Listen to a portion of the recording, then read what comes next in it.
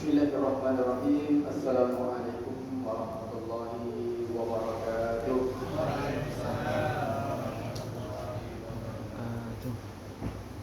Sehat semua Bapak Ibu. Semangat kita lagi ya Allah di akhir-akhir dunia ini. Mudah-mudahan kita ini diberi dengan husnul khatimah, mendapatkan keampunan, lebih mendapatkan keampunan ya rabbal alamin. Alhamdulillah wassalatu wassalamu ala Rasulillah wa ala alihi wa sahbihi wa mawalah. Asyhadu an la ilaha illallah wa asyhadu anna Muhammadan abduhu wa rasuluh. Allahumma shalli ala sayyidina Muhammad wa ala ali sayyidina Muhammad. Rabbi shrah li sadri wa yassir li amri wahlul 'uqdatam min lisani yafqahu qawli wa ba'du. Faqala ta'ala fi kitabil aziz, a'udzu billahi minasyaitonir rajim. Bismillahirrahmanirrahim. يا أيها الذين آمنوا قد جاءتكم موعظة من ربكم وشفاء لما في الصدور وهدى ورحمة للمؤمنين. Para orang tua kami, jamaah yang salat tarawih dan sama-sama mudah-mudahan kita dirahmati oleh Allah Subhanahu wa taala. Pada kesempatan malam yang berbahagia ini, malam yang ke-20 malam yang ke-24, tausiah kita sebagaimana tadi disebutkan oleh Pak Imam, yaitu tentang stres dan solusinya. Kira-kira Bapak Ibu stres tak? Tidak ya? Tidak. Baik, saya tidak tahu kenapa judul ini dimunculkan dalam PMD, tapi yang jelas ini bahagian daripada menghadapi persoalan-persoalan yang ada di tempat kita ataupun di masyarakat kita yang terkadang menyebabkan seseorang itu bisa stres ataupun seseorang itu bisa futur.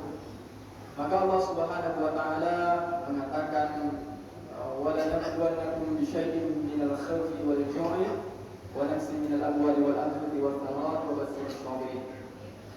Bahwa Allah Subhanahu wa taala memang ciptakan keadaan itu, suasana dan keadaan itu. Ada orang yang diberikan ujian oleh Allah Subhanahu wa taala dengan harta yang banyak. Ada orang yang diuji oleh Allah Subhanahu wa taala dengan sedikit harta. Ada tadi orang yang diuji oleh Allah Subhanahu wa taala sebagaimana ayat yang disebutkan oleh Pak Imam tadi dengan banyaknya anak. Ada juga orang yang diuji oleh Allah tanpa anak. Ada juga kadang ujian itu seseorang itu belum dapat jodoh. Ada juga kadang orang sudah dapat jodoh juga masih diberi cobaan oleh Allah Subhanahu wa taala. Maka dalam diri manusia ini ada namanya jasmani, ada juga rohani, ada juga mental, ada juga spiritual. Artinya keempat elemen yang ada dalam diri kita ini dia harus punya sikap balance, harus punya sikap saling melengkapi ataupun sikap keseimbangan, sehingga bagaimanapun keadaan dan kondisinya dia tetap termasuk menjadi orang-orang yang tangguh ataupun orang-orang yang kuat dalam menghadapi masalah. Namun demikian, ketika empat unsur ataupun elemen ini tidak ada sikap balance, keseimbangan, maka muncullah sifat-sifat yang tadi. Ada namanya stres, ada futur, ada merasa tidak nyaman, ada merasa ini semua perasaan itu campur aduk dalam diri kita. Maka Allah Subhanahu wa taala dalam Al-Qur'an banyak sekali menjelaskan kepada kita ini sebagai upaya untuk mengantisipasi sifat-sifat yang datang dari dalam diri kita ini. Kata Allah dalam surahnya, ya ayyuhan nas qad ja'akum mau'izatun min rabbikum wa syifaa'un lima fis sudur wa hudan wa rahmatun lil mu'minin. Wahai orang-orang yang beriman, kerjaanmu bahwa telah datang kepada kita ini mau'izah, pesan-pesan hikmah yang disampaikan oleh Allah Subhanahu wa taala min rabbikum wa syifaa'un lima fis sudur, yang kesemuanya itu adalah sebagai obat dari hati-hati yang tadi sakit, hati-hati yang tadi diliputi rasa stres dan segala macamnya. Wa hudan wa rahmatun lil mu'minin, dan semua itu akan menjadi petunjuk dan rahmat bagi orang-orang yang beriman. Maka solusi ini banyak hal sebetulnya solusi yang bisa ditawarkan. Yang pertama, kalau kita lihat dari psikologi umum, saya tidak bahas di sini karena nanti akan berbeda. Kemudian juga ada dari sisi psikologi Islam ataupun dari pendekatan Al-Quran ataupun pendekatan hadis Nabi Sallallahu Alaihi Wasallam. Ini sangat banyak. Saya malam ini hanya ingin melihat dari sisi tasawuf ataupun dari sisi sufisme, yang mana bagaimana mengelola hati ini agar tidak muncul sifat-sifat stres ini. Ulama tasawuf membagi hati kita ini menjadi tiga. Ada yang disebut dengan qalbun salim, hati yang tenang, yang dalam Al-Quran itu disebut ya ayyatuhan nafsul mutmainnah, yaitu hati-hati ataupun jiwa-jiwa yang tenang di hadapan Allah Subhanahu wa taala.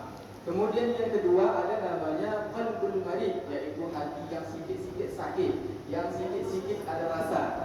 Itu namanya qalbul marid, hati yang sakit. Apa kata orang itu sakitnya itu di sini, padahal takwa itu di sini. Yang ketiga ada namanya qalbul mayyit, yaitu hati yang mati. Rasulullah Sallallahu Alaihi Wasallam diceritakan dalam hadis itu hatinya itu tidak pernah mati, bahkan ketika beliau tidur sekalipun hatinya tetap berzikir kepada Allah Subhanahu Wa Taala. Kita maunya seperti itu, Pak, sehingga dalam hidup kita tidak akan pernah digoda oleh namanya syaitan, jin ataupun hal-hal yang di luar itu. Maka ulama tasawuf membagi tiga perkara yang perlu kita mungkin kita pikirkanlah, kita tadabbur supaya bisa menjadi solusi dalam kehidupan kita. Yang pertama ada namanya metode takhalli. Takhalli ini dalam bahasa kita artinya mengosongkan semua apa yang ada dalam pikiran kita ini, mengosongkan semua sifat jahat yang ada dalam diri kita ini, pikiran buruk ataupun pikiran liar yang ada dalam jiwa kita. Kadang misalnya kita punya rasa hasud, dengki, iri hati, ya kan? Maka sifat-sifat yang seperti coba untuk kita hilangkan. Itu namanya takhalli. Sikap iri hati, misalnya tengok tetangga rumahnya makin bagus, tengok tetangga sudah beli kuih raya, kan? Tengok tetangga mobil sudah ganti baru pula mau raya ini, gitu. Kadang muncul sifat dengki, iri hati, sehingga kadang perasaan-perasaan seperti ketika tidak dikelola maka muncullah namanya sikap stres. Ya Allah, macam mana ya Allah, mau raya ini pun tak ada, baju tak ada. Bisa-bisa nanti ada raya tutup pintu. Karena tidak ada apa-apa. Sehingga sikap stres ini kadang menyebabkan seseorang ini menjadi tertutup, bahkan tidak mau membuka diri, sehingga silaturahmi yang seharusnya tadi menjadi pembuka rezeki karena diputuskan, sehingga rezeki yang seharusnya tadi datang dengan pintu yang terbuka, sehingga rezeki itu tidak mau masuk disebabkan pintu yang tertutup. Maka Bapak Ibu yang dirahmati Allah Subhanahu wa taala, yang kedua namanya tahalli. Artinya setelah kita membuang sifat-sifat buruk dari sisi kemanusiaan kita, maka kita datangkan sifat-sifat yang baik. Yang salah satu contoh Al-Quran itu kita berhusnuzan, berbaik sangka. Berbaik sangka terhadap apa? Yang pertama berbaik sangka terhadap Allah Subhanahu wa taala. Allah tegaskan dalam diskusi. Ana inda sunni abdi. Saya ini kata Allah bersama prasangka hamba. Kalau hamba aku berprasangka baik, maka aku akan baik. Tapi kalau hamba aku berprasangka buruk, maka aku akan buruk. Maka kata Allah Subhanahu wa taala dalam Al-Quran, la tahsabuhu wa syarrun lakum bal huwa khairun lakum. Jangan kita mengira apa yang diberikan oleh Allah Subhanahu wa taala kepada kita yang kita kadang tidak tahu kadarnya, kadang kita menilai itu baik padahal itu tidak baik. Atau sebaliknya kadang kita mengira apa yang tidak diberikan oleh Allah Subhanahu wa taala itu tidak baik padahal Allah itu sangat baik. Contoh misalnya, kenapa sih Allah tak kasih kita mobil gitu kan? Menurut kita kayaknya Allah tak adil gitu kan? Orang lain dikasih, saya kok tidak dikasih. Ternyata setelah dikaji, kalau kita punya mobil mungkin kita tidak pernah sampai musola, ataupun kalau kita punya mobil kita tak mungkin lagi untuk bertegur sampah dengan tetangga. Maka segala sesuatu yang datang dari Allah, yang Allah punya punya maksud baik, maka itu pasti baik. Tapi ketika kita salah anggap, maka semuanya jadi salah. Maka Bapak Ibu yang dirahmati Allah Subhanahu wa taala, yang kedua yang harus kita hadirkan dalam hati kita ini supaya menjadi qalbu yang pertama tadi, yang disebut dengan qalbul salim, yaitu hati-hati yang tenang, hati-hati yang selamat. Kemudian yang ketiga kata ulama tasawuf yaitu tajalli. Jadi itu jalla yujalli, bahasa kita artinya menghadirkan Allah. Menghadirkan Allah setiap saat. Yang inilah yang disebutkan oleh Rasulullah SAW dalam sebuah hadis sangat-sangat panjang. Singkatnya, fa'budullaha ka'annaka tarahu fa in lam takun tarahu fa innahu yaraka. Beribadahlah kepada Allah seakan-akan Allah itu melihat kita. Kalaupun kita merasa Allah tidak melihat, yakinlah kalau Allah itu melihat. Artinya kalau sudah timbul sifat-sifat yang seperti ini, merasa diawasi oleh Allah, merasa dekat dengan Allah, merasa bersatu dengan Allah Subhanahu wa taala, maka yang stres ini tak ada rasanya. Maka dalam hadis itu kata Rasulullah SAW, "Ijabun bi amril mu'minin." Heran dengan keadaan seorang muslim. Ketika datang musibah dia tetap bersyukur, ketika datang nikmat dia tetap bersyukur. Artinya dia tidak terpengaruh oleh suasana dan keadaan. Inilah yang kita inginkan dari keimanan kita ini. Keimanan kita tidak mungkin hanya meningkat di bulan Ramadan, tapi kita inginkan iman kita ini tidak hanya meningkat di bulan Ramadan, tapi juga meningkat di bulan-bulan yang lain. Sehingga ulama katakan kun Rabbaniyan walakun Ramadaniyan. Jadilah kita ini hamba-hamba Allah yang betul-betul Rabbani, yang betul-betul mengharapkan Allah, bukan hamba-hamba Ramadan yang hanya taat di bulan Ramadan saja, tapi taat di seluruh bulan, baik itu bulan Muharram, Rajab, Sya'ban, atau bulan Syawal.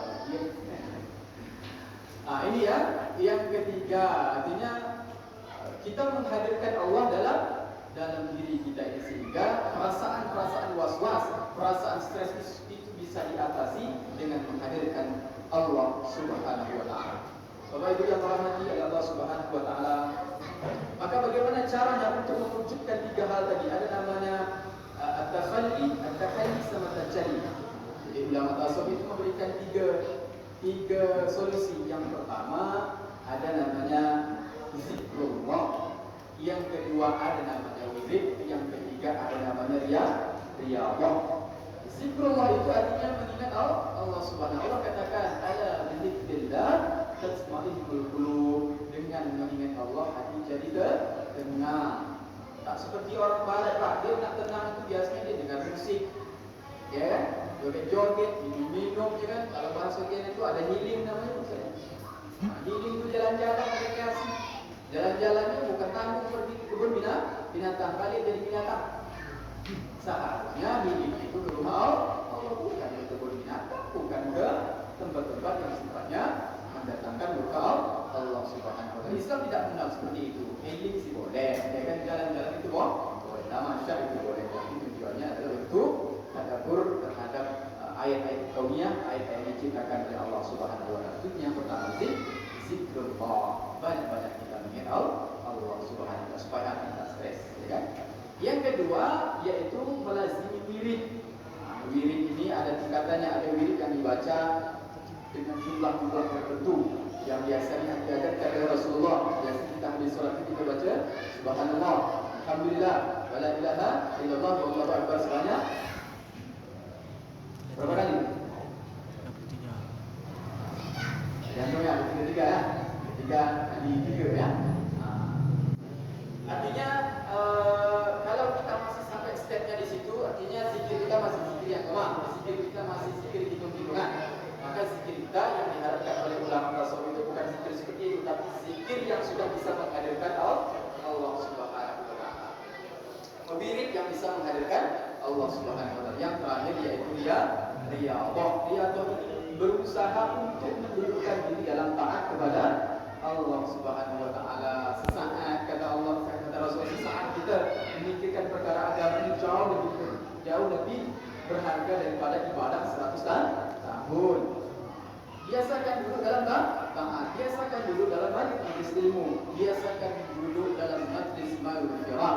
Kata Rasulullah SAW, kalau kita ingin melihat taman-taman surga itu yang penuh dengan ketentraman, maka hadirlah majlis ilmu, majlis zikir, majlis orang-orang yang membiasakan dirinya untuk taat kepada Allah Subhanahu wa taala. Sehingga Imam Ghazali itu bagi sahabat ada tiga. Ada sahabat namanya dalam ketaatan, ada sahabat dalam untuk meninggalkan maksiat dan lain sebagainya. Inilah yang coba diberikan oleh ulama terhadap perasaan-perasaan stres yang biasa kita hadapi dalam menghadapi kehidupan kita sehari-hari. Bapak Ibu yang dirahmati Allah Subhanahu wa taala, demikian tausiah singkat kita pada malam hari ini. Mohon maaf yang agak cepat karena waktunya pun tidak terlalu banyak.